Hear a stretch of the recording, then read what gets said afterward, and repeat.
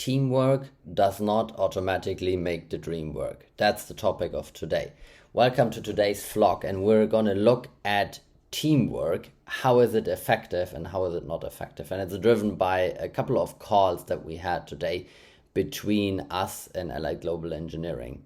And what we realized during those calls is, because it's three of us that lead that company, is that the assumption automatically goes, teamwork makes the dream work. Everybody of us heard that saying, but is it really true?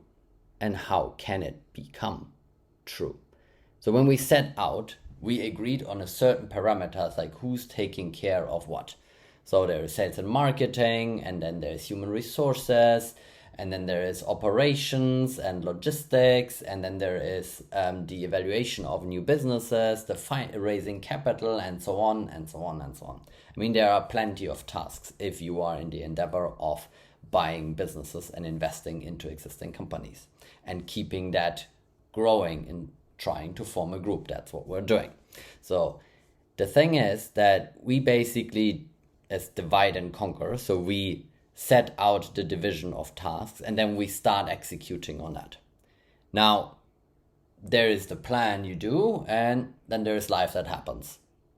And that sometimes is very, very different. Because what we realized is not everybody of us is always present in the company that is actually the operational company, that is doing the fabrication or that is doing the machining. So we're taking turns, but we also want to be visible. So not everybody is present at the same time, but present during different times, and talking, of course, to mostly the same people. Because if it's smaller businesses, that's what you end up with. You have very slim overhead, and then you have a large base of people that are actually carrying out the work. That's how you survive. Now, what happens is when I'm not present, but my partner Phil is present, or my partner Bethan is present, then they get a piece of information that I already might have, and they might act on it while I'm already acting on it, or vice versa. And you're getting told different stories, because you might also be talking to different people. And that's not bad attention of the people. It's just everybody, like, there is not one truth. There's always a perception of truth. Everybody of us sees a situation differently based on the experience that we have. And that means there is not objectively seeing, there is not one set of facts, but it's an interpretation of facts. And there's nothing wrong with it. The thing is, what we realized today is we have to readjust. So we're gonna take a step back, and we talked about that in yesterday's video, but we're gonna take a step back and divide the tasks newly and try to figure out how to deal with that. That we are present at different times, that we're talking to the same people, but how do we ensure that we're not getting told the same thing, and that two of us are working in parallel on the same challenge, on the same problem? Because that's what you don't want. Is time and energy are very precious resources, especially if you are a small team, and especially if you're trying to accomplish many things simultaneously. If you want to be on that path, and if you want to be successful and achieve all your goals, then you have to readjust. And this is why teamwork does not automatically make the dream work, because we're working great as a team. Like, we know each other, we complement each other very well in our strengths, and that's why we got where we got. And that's why we're progressing really, really well and really fast. Now, that does not hinder that we're wasting a lot of time and energy. And we thought, first of all, the easy thing is we're trying to keep the communication between us going, which sometimes is challenging because we're in different companies. We're dealing with different stuff. We have different appointments, so that leaves a very, very slim line of possible time slots that we are having in order to ensure we are talking about things And then, of course, is even if we write everything down on paper, into Asana, which we are using, into Apple Notes, you name it. I mean, it's written down somewhere. It's like trying to remember that when you're actually talking to a person is really hard. And sometimes like you get passed an information on which seems not notes worthy, so to say. It's like you're not writing it down because you are like, yeah, that's obvious.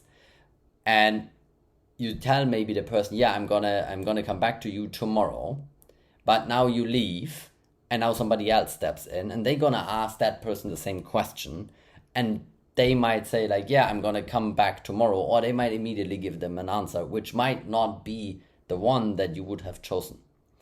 So when you are looking at all of this differences, what you have to realize is there has to be, even in small teams, and probably even more important in small teams, there has to be a constant communication. There has to be a clear set of responsibilities, and everybody has to stick to it. So there has to be discipline, which over time starts blending again into each other. First of all, we're doing a reorganization, and that is driven by different people. So that means if we are doing that reorganization, there will be overlapping areas of responsibility in our team. And that means we're talking to the same person, but for different reasons. So I might talk to one person that is our new operations leader. So she runs the operations, but she also runs finance. So somebody else is going to talk to her on finance, but at that moment, I mean, if she has a problem and needs to make a decision in the operations department, she's not going to wait necessarily until she talks to me, but she's going to ask the other person for that decision because she knows the other person can make that decision as well. Because we're all directors, so certain decisions can be made by all of us and certain decisions can be made individually by us. And at that point, it's really tough also for your workers and for your managers and for your leaders in the companies that they actually understand that they should be talking to one person for this and for another person to that, and that they have to separate it, because for them they are doing one, that is basically one job, because there's one, they are one person and they are not acting as one person here and not acting as another person there, but they are one person and they might do one task now and then 5 minutes later a total different task. So that separation is hard in smaller companies. In bigger companies it's easier because you might have a quality manager, a finance manager and an operations manager. That means whoever wants to know something about operations goes to the operations manager. Whoever wants to know something about quality goes to the quality manager. Now, in our case, the quality leader is also the IT leader and is also doing a majority of the quoting. So he's already talking to different people depending on the role. And that's what's making it so hard on the execution side. But it's also making it hard on our side. And if you do that, because so there are two possibilities how you can start basically buying and investing into businesses. And one is you do it on your own, alone. Then you don't have to ask anybody. But very often you end up with teams. And it's definitely something that we recommend, and we are venturing into the JV side of things as well, because we have people that ask us for that. And that means is you complement each other. And this is why we work so good at Allied Global Engineering, is because we complement each other's strengths. And we know we can rely on the other person, which is really, really important to know. But when you set up and do it with a partner, if you do it with us or with somebody else, doesn't matter at the end, that means that you have to rely on that person, but that also means that person is going to make decisions in parallel to you. So you might not always know everything, but you need to find this way on the task distribution that you say, okay, you're going to do this and I will do this. And then you have to stick to it. But what we realized today is you have to have those constant refreshers. And this is a thing that like you withdraw from your agenda at the first moment because you don't seem to need it, because everything's going okay and everything's going well. But you only realize it when you say like, wait a minute, I was working on that. Why are you working on that? And you shouldn't be. Shouldn't that be me? And then you realize that, and this is what happened today. So we're gonna take a step back. We're gonna realign.